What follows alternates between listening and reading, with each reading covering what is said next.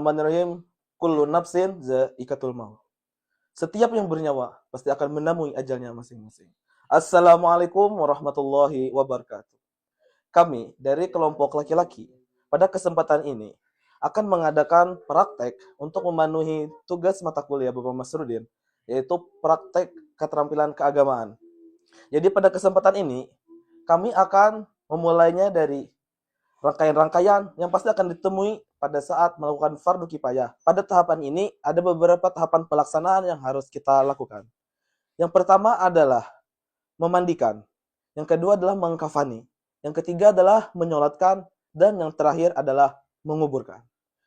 Jadi sebelum memasuki tahapan-tahapan pelaksanaan tersebut, yang terjadi di masyarakat seringkali yaitu dinamakan dengan takziah. Dan ini adalah yang dinamakan dengan rangkaian takziah.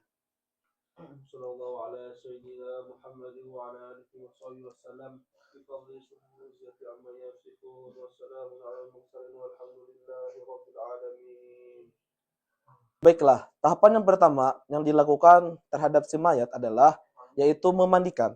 Namun sebelum memandikan, hendaknya kita terlebih dahulu menyiapkan kain kafan agar nanti setelah memandikan si mayat ini langsung dikafankan. Ya.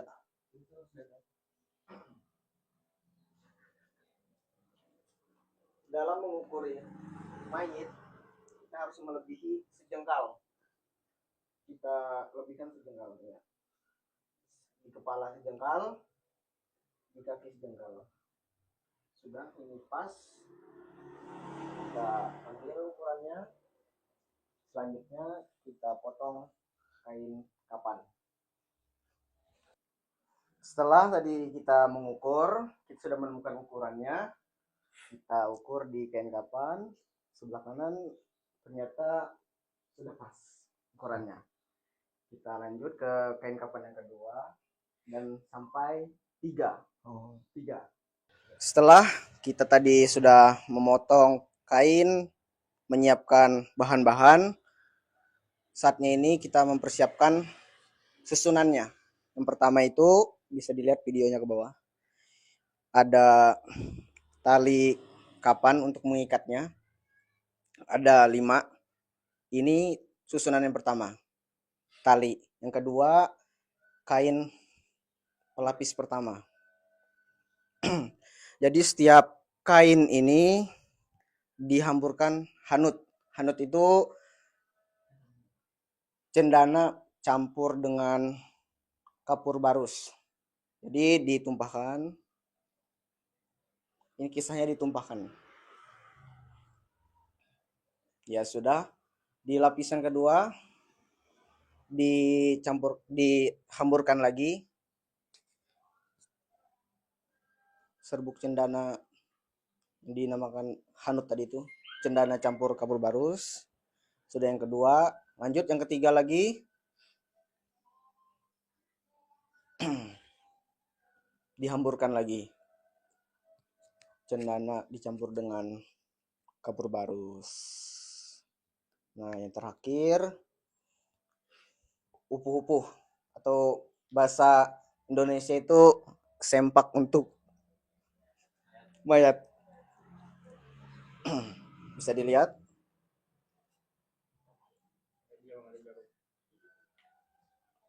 Bentuknya, ya.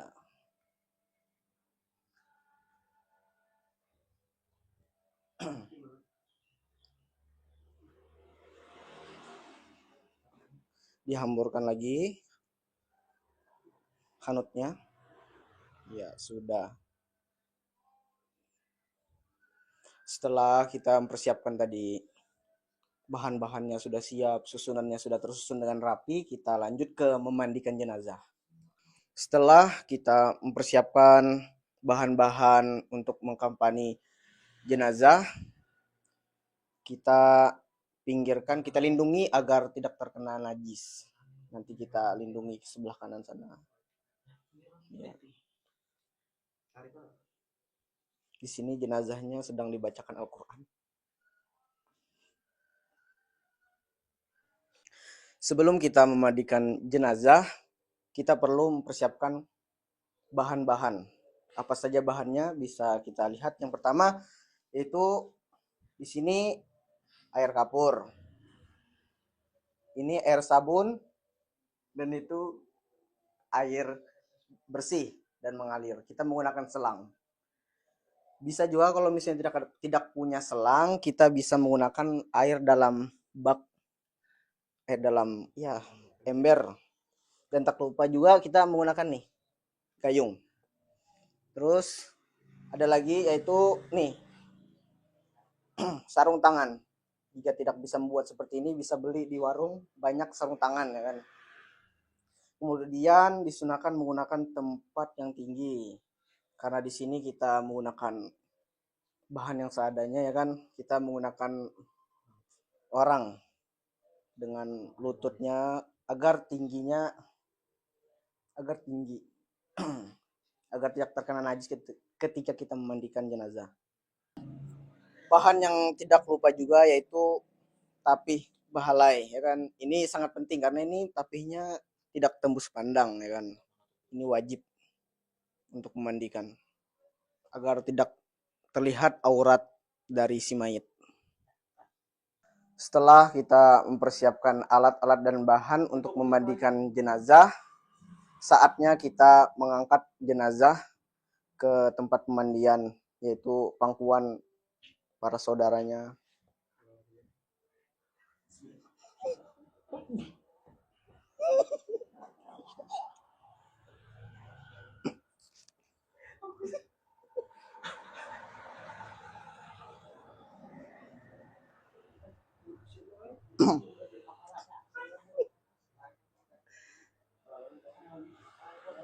Ya, setelah mayit sudah terletak di tempat pemandian mayit, saatnya kita membersihkan mayit dari najis-najis yang terdapat dalam tubuhnya, baik di dubur maupun kubul ya kan. Jadi langsung saja siram air sambil digosok-gosok, bersihkan. Nah, pada saat ini kita bersihkan, pokoknya kita harus tahu kalau bahwasanya najis sudah hilang.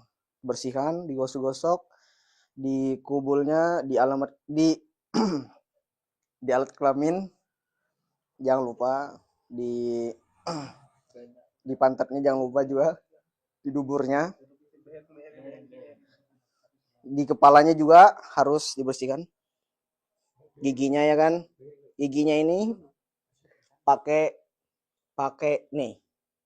telunjuk ya kan, telunjuk dibuka giginya. Nah, digosok-gosok sekedarnya, jangan sampai istilahnya itu menyiksa mayit. Terus jangan lupa hidungnya juga pakai kelingking ya kan, dimasukkan. Set ya sudah.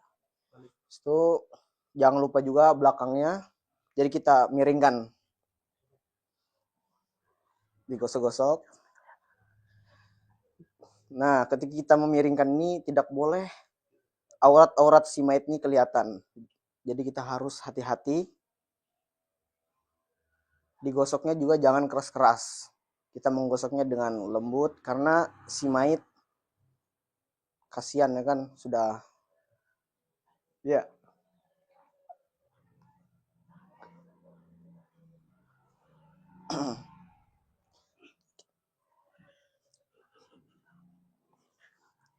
Kita miringkan lagi sebelah sini ya, gosok. Nah, sudah selesai kita menyabunkan, udah digosok-gosok, siram air bersih. Ya, terus kepalanya, rambutnya digosok-gosok ya kan, digosok-gosok. Terus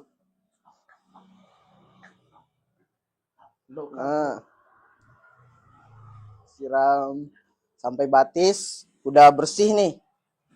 Nah, bersih ya, sudah kita pastikan bersih, sudah hilang dari najis ya kan, sudah hilang. Selanjutnya kita akan mewudukan si mayit. Setelah kita melakukan mengubal si mayit, kita pastikan sudah mayit ini bersih dari najis.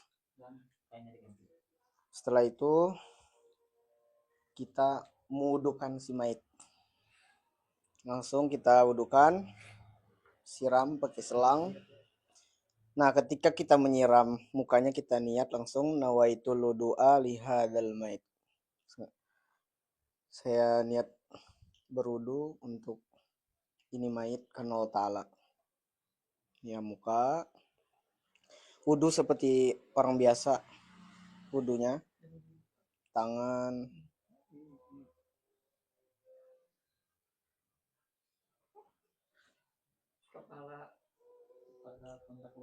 Kanan kiri sudah, habis itu kepala.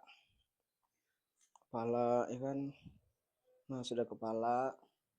Batis lagi.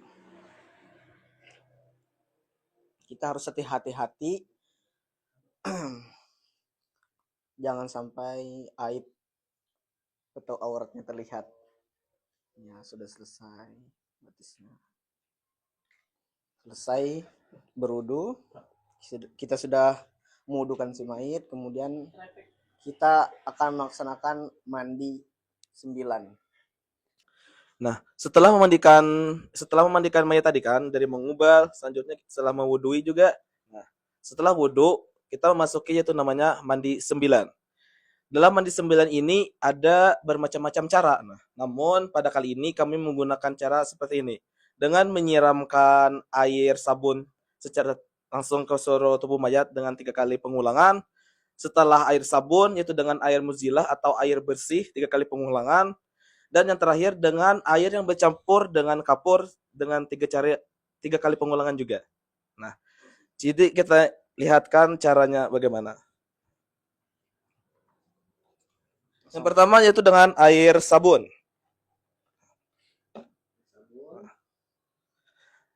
Siram kepala semua.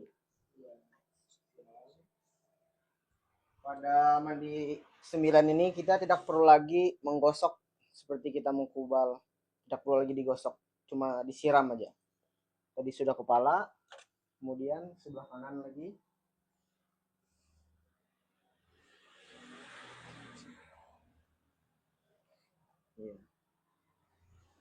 Kemudian sebelah kiri. Miringkan sebelah sini.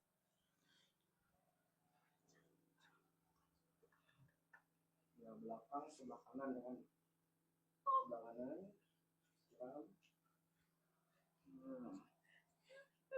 Kemudian sebelah belakang, sebelah kiri.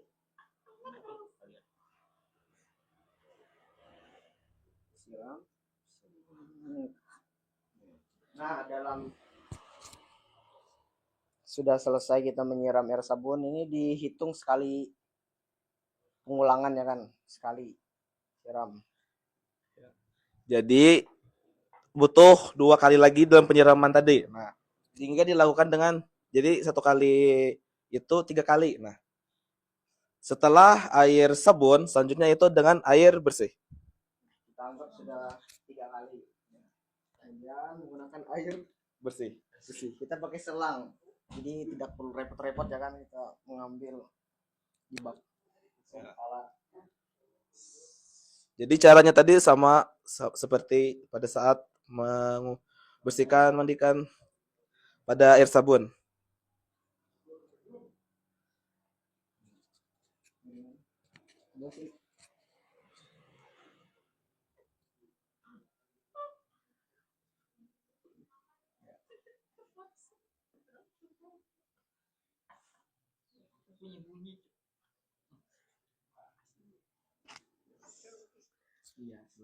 Ya, selesai sudah memandikan dengan air muzilah atau air bersih dengan 3 kali pengulangan, totalnya sudah 6 kali siraman. Anggap sudah 3 kali tadi ya. Nah, setelah memandikan mayat tadi dengan air sabun dan juga air bersih, selanjutnya yaitu dengan air kapur. Nah, jadi pada meletakkan air kapur ini di sini diletakkan niat juga. Langsung saja kita pakai air kapur. Nah, ambil dalam sini sudah. Pas kita siram di kepala, kita niatnya nawaitul gusla bihadzal mait fardhu lillahi ta'ala. Dalam hati Saya niat memandikan ini mayat karena Allah Ta'ala. Siram. Pas lagi menyiram nih. Nah, caranya sama aja kayak sebelumnya. Nah, sebelah kanan. Sebelah kiri. Miring kanan. Belakang kanan kita siram. Nah, ya. Sebelah kiri. Kita siram, ya. Ya. Jadi kita anggap itu pengulangannya sudah 3 kali. Nah, jadi totalnya mandi air bersih 3 kali, air sabun 3 kali, dan air kapur 3 kali. Jadi totalnya adalah 9 kali. Namun perlu diketahui juga pada saat penyiraman air di tubuh mayat tadi, di mana titik terakhir air itu habis, jadi di situ menyambungnya. Ya, contoh kan Fuad? Misalnya kita nyiram sebelah kanan. Nah, ini kan airnya segayung nih. Segayung.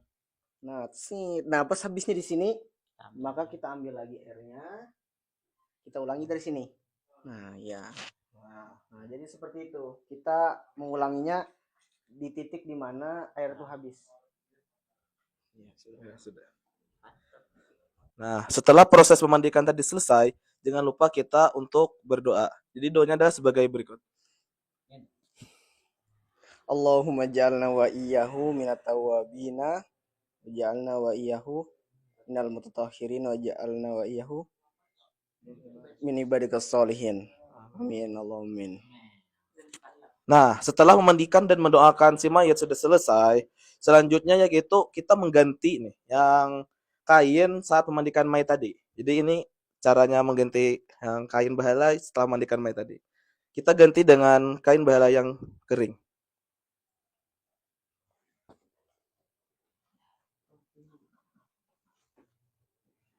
Jadi usahakan aurat si mayat tadi jangan sampai kelihatan.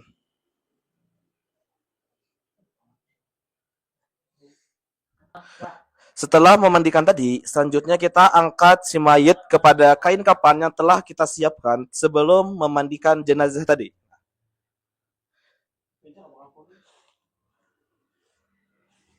Jadi letakkan mayitnya, kakinya ke arah ke kiblat. Posisi si mayit ini.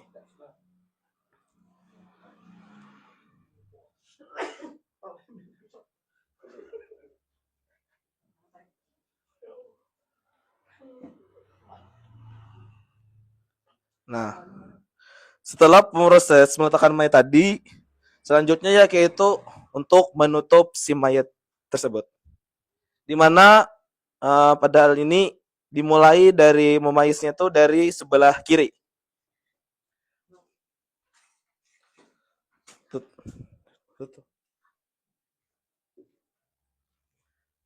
Ya, sebelum memayis mayat, terlebih dahulu juga kita memasangkan upuh-upuh si mayat tersebut.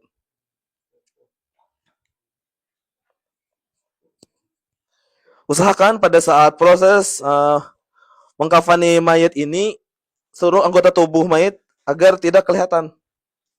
Kecuali kakinya boleh saja kelihatan, kepalanya juga boleh sampai ke sampai dada. Ya, setelah upuh-upuh selesai, selanjutnya yaitu dengan kain pemais pertama dari sebelum memasang kain pemais pertama, hendaknya setiap anggota tubuh dari tubuh si mayat itu diletakkan kapas dengan bercampur hanut.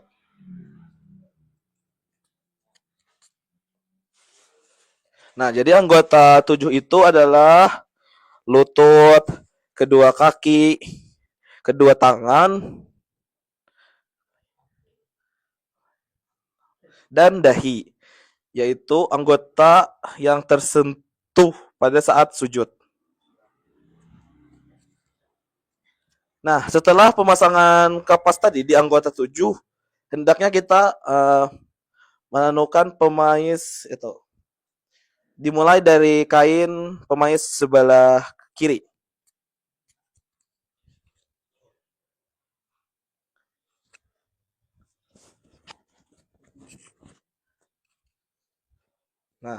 Jadi usahakan pada saat uh, mengkafani mayat ini tubuhnya jangan kelihatan ya.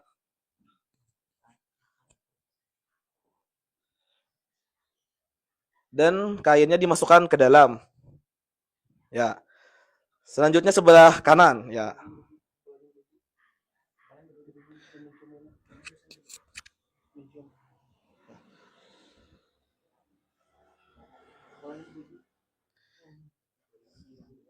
Jadi proses yang mengkafani ini sama aja diputar-putar gitu, kiri kanan gitu. Nah, setelah kain sudah menutupi mayat, jadi kain yang bala ini boleh saja diangkat kalau sudah menutupi tubuh si mayat. Nah, ya. Nah, untuk bagian kepala ini terakhir saja nanti.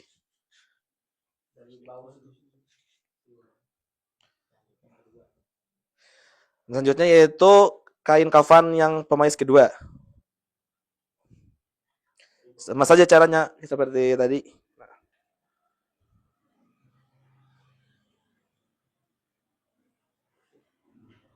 Setelah kedua itu ketiga. Nah, ini yang terakhir kain pemaisnya.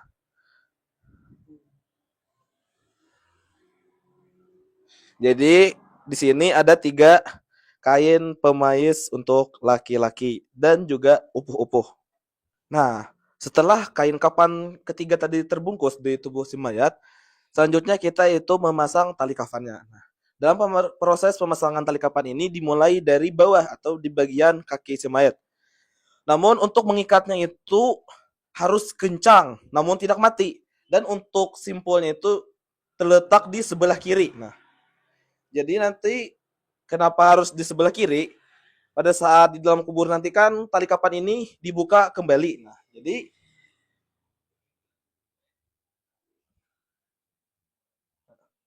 yang kedua itu setelah kaki tadi diingat untuk mengikatnya di sebelah kiri. Keras namun tidak mati.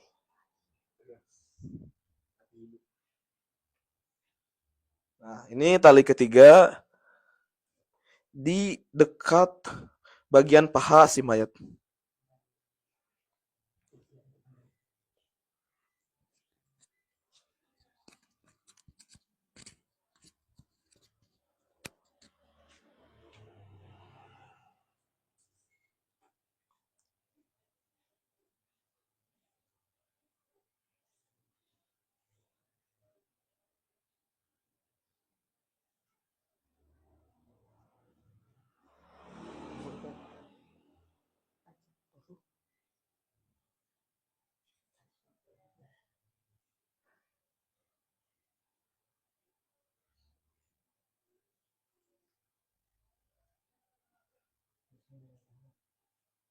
Nah, kenapa pada bagian kepala ini diterakhirkan dalam proses mengkafani?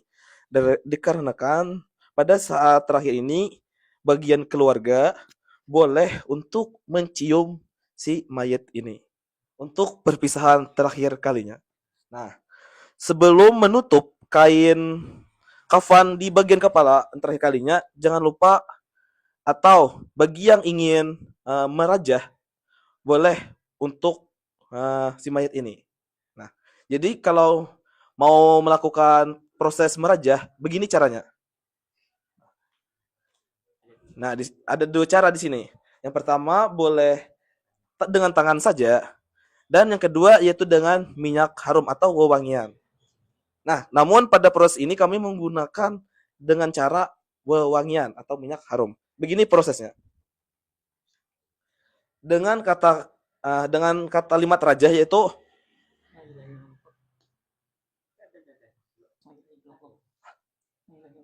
La ilaha illallah Muhammadur Rasulullah. Jadi dirajah itu atau menuliskan atau seperti itu istilahnya. Nah, ini adalah proses merajah si mayat. Setelah proses merajah selesai, bagi keluarga yang pengen untuk berpisahan atau mencium si mayat diperbolehkan. Nah, Namun perlu diketahui pada saat proses mencium mayat ini diusahakan jangan sampai terjadi ada istilah tangis menangis, bahkan jatuh air mata ke kulit si mayat ini. Nah, setelah proses mencium untuk perpisahan terakhir kalinya dengan si mayat ini, yaitu kita menutup bagian kepala si mayat. Nah, sebelum menutup, harusnya kita pasangkan terlebih dahulu yaitu kain kapas. Nah, di sini kapas di bagian hidung si mayat dan telinga. Nah, coba lihat ini proses memasangkan kapas kepada anggota terakhir dari si mayat.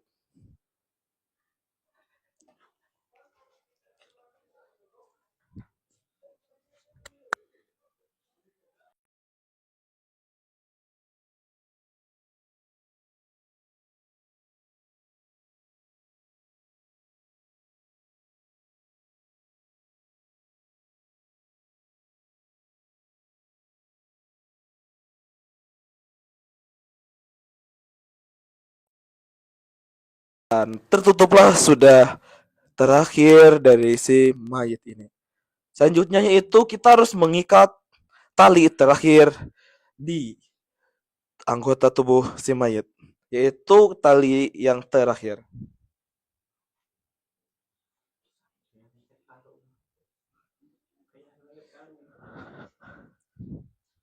Nah, jadi kita ingatkan kembali, mengikat si mayat ini jangan ikat mati ya. Berakhirlah sudah proses mengkapankan si mayat ini.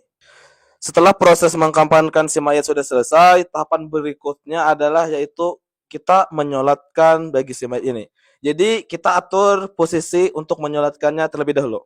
Jadi beginilah aturannya dalam menyolatkan si mayat ini. Ada imam dan ada makmum, ada mayatnya juga.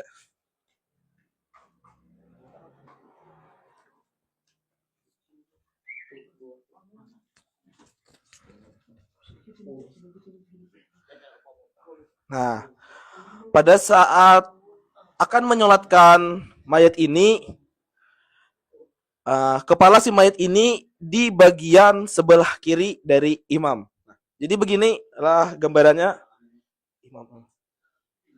Jadi kita atur lebih dahulu bagaimana posisinya.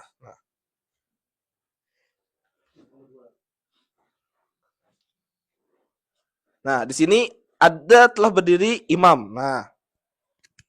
Nah, jadi kan di situ bagian kiri dari imam itu bagian kepala si mayat itu.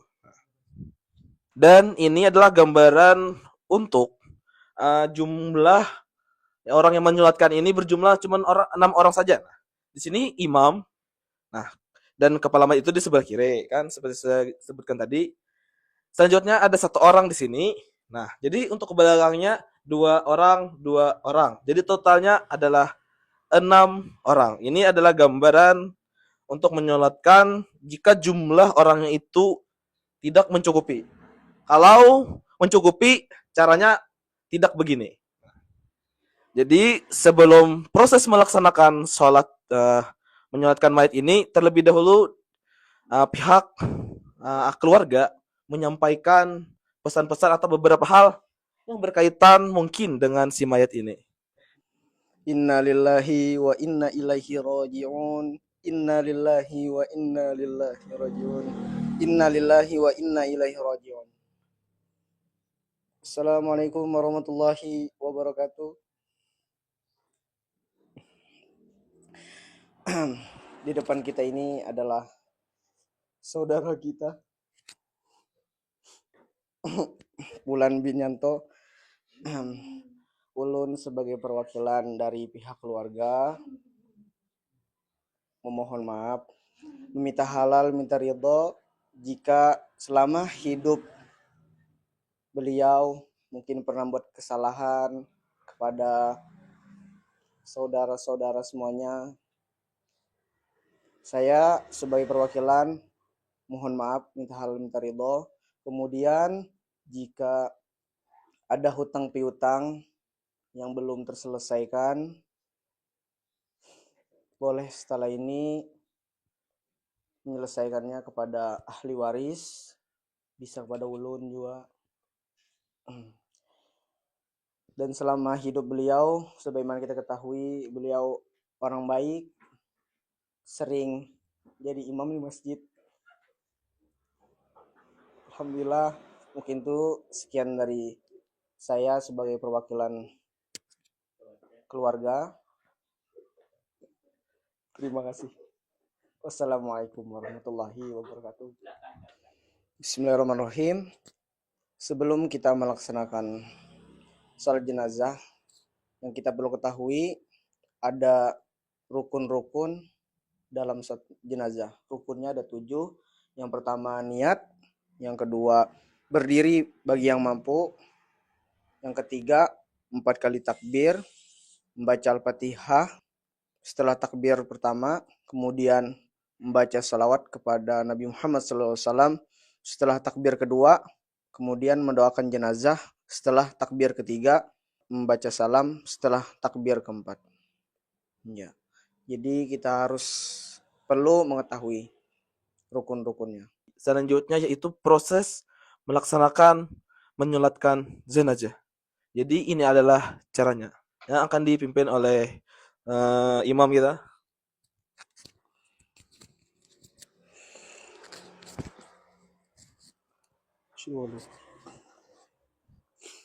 Bismillahirrahmanirrahim. Sholli fardal kifayati ala hadha mayyiti akbar takbiratin imaman lillahi ta'ala. Allahu akbar. Allahu akbar. Allahu akbar. Allahu akbar. Assalamualaikum warahmatullahi. Assalamualaikum warahmatullahi. Al-Fatihah. Suratul Ikhlas 3 marat. Wal muawwidzatain. Amin ya Allah. Bismillahirrahmanirrahim. Alhamdulillahirabbil alamin. Allahumma shalli ala sayyidina Muhammad al-amin wa ala alihi ajma'in. Allahumma bihaqqi Muhammad wa ali Muhammad alla tu'adzi wa maitah. Sallallahu ala sayyidina Muhammad walhamdulillahirabbil alamin. Ishhadu anna hadzal mayit min ahlil khair. Alhamdulillahirabbil alamin. Nah, pada saat keluar masjid tadi, bagian kepala si mayat ini usahakan kepala keluar terlebih dahulu daripada kaki. Nah, jadi agar memasukkan ke dalam liang lahat nanti, kepalanya sudah pas. Nah, jadi setelah proses menyolatkan mayat dan tahapan terakhir yaitu adalah menguburkan si mayat atau menanam si mayat ini ke dalam tanah. Nah, jadi ini adalah gambaran proses ketika kita menanam atau mengubur si mayat ini. Jadi inilah gambarannya. Nah, jadi di dalam liang lahat itu ada beberapa orang untuk menyambut si mayat.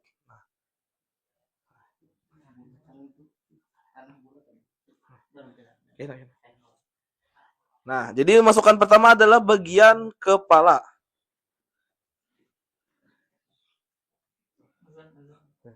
Nah, pada saat memasukkan mayat ini ada mengatakan boleh ajan. Nah, di sini lah proses ajan itu.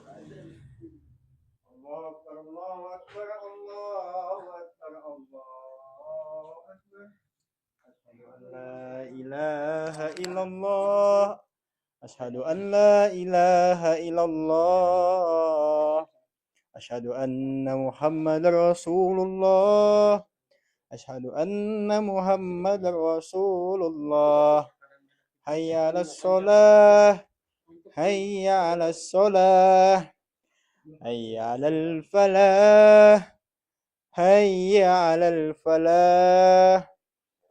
Allahu Akbar, Allahu Akbar. La ilaha illallah. Nah, setelah azan tadi kan biasanya orang di dalam kubur ini ada yang namanya itu bentalan. Nah, biasanya di apa namanya itu yang tanah digumpal-gumpal gitu. Nah, jadi diolah bantalan dari si mayat. Nah, jangan lupa kan tadi saat mengkafankan si mayat tali ini tidak diikat dengan mati. Nah, jadi seluruh bagian itu dibuka dan pipi si mayat atau ya ditempelkan ke liang lahat. Nah, itu namanya. Ini adalah gambarannya.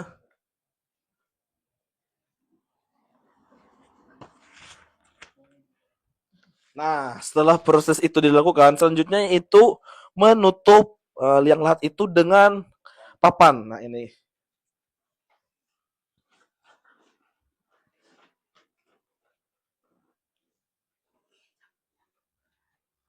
Nah, setelah papan terpasang di liang lahat, selanjutnya itu biasanya kan di kampung-kampung itu ditaburkan dengan yang bebungaan gitu nah atau benda-benda yang daun-daun yang hidup gitu nah.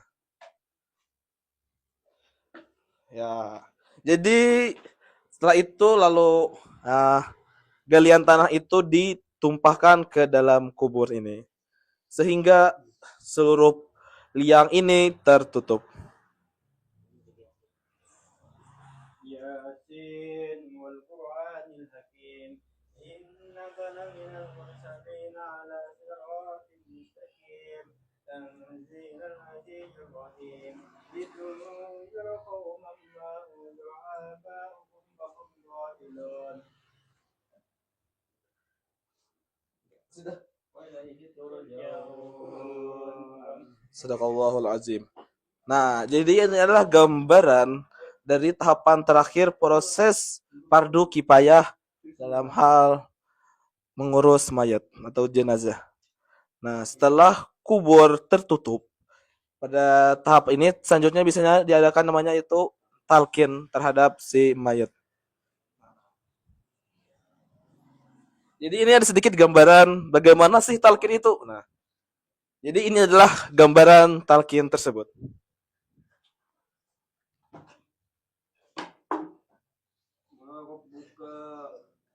Wa man nabiyuka wa ma dinuka wa ma islamuka wa ma qiblatuka. Alhamdulillah.